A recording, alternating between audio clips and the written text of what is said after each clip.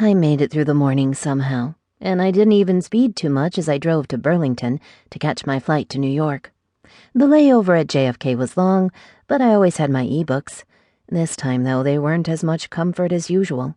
The night flight to London was the normal hassle with all the increased airport regulations, yet I felt unusually restless, unable to snooze on the plane the way I generally did.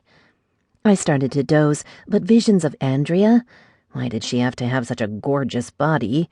Stop it, Peggy. I kept telling myself that, but then, just as I was about to doze off again, I thought about Caroline's solution to the problem. Tempting. Maybe I'd get arrested by that new cop in town, the one with the exquisite eyes, Officer Harper. Then I could explain the reasons. Justifiable homicide. Isn't that what it's called? And he'd let me go, after a suitable interlude of, "Stop it, Peggy." A woman sitting across a narrow aisle wore a red and green Kilgore tartan skirt. Kilgore was close enough to Kilmarty, Mason Kilmarty, to set me off again. I pulled out my cell phone and reprogrammed all his numbers to read junk on my caller ID. I considered something a bit more graphic, but decided I didn't need to lower myself.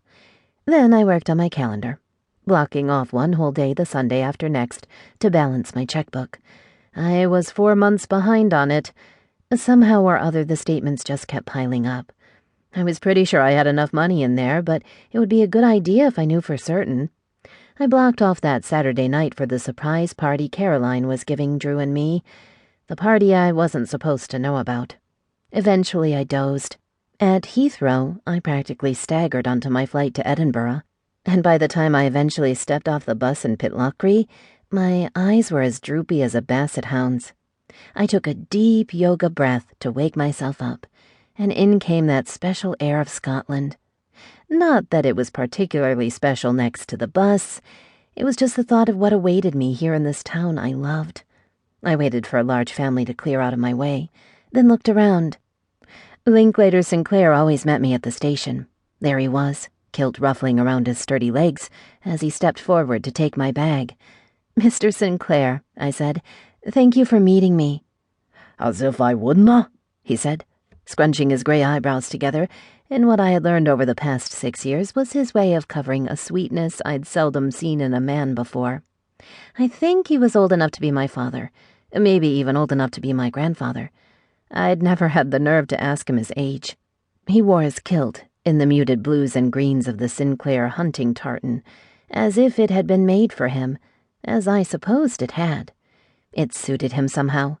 Well worn, with a slightly shabby texture to it, he wore it with an ease and a grace that I often wished American men could adopt. But no, life was different in Scotland, slower. I did wonder briefly, not for the first time, what Officer Harper would look like in a kilt. Too bad our Hamlin town cops wore dark blue pants. Kilts would have been more in tune with the tourist aspect of the town. I put that thought out of my head, though, as I smiled at the sparkling blue eyes of my dear Scot friend. He looked me over, ran his free hand through his silvery white hair, handed me into the left front seat, and stuffed my bag in the trunk, the boot. I'd been to Scotland on numerous buying trips, and I had never mustered up the courage to drive. If I were on the road all by myself and driving slowly enough, I was sure I could remember which side to drive on. But approaching a traffic circle, they called it a roundabout, I knew I'd always go the wrong direction. And if an oncoming car appeared on a narrow road, I knew I'd dive to the right without thinking. If it weren't for Linklater Sinclair, I'd have been dead 12 times over. Thank goodness I'd found him and his wife on my first visit to Perthshire. "Will you be wanting to go straight to town first?" he asked in a tone that clearly said I'd better not. "Or do you need to freshen yourself? Mrs. Sinclair will want to see ye, and there's always time for tea."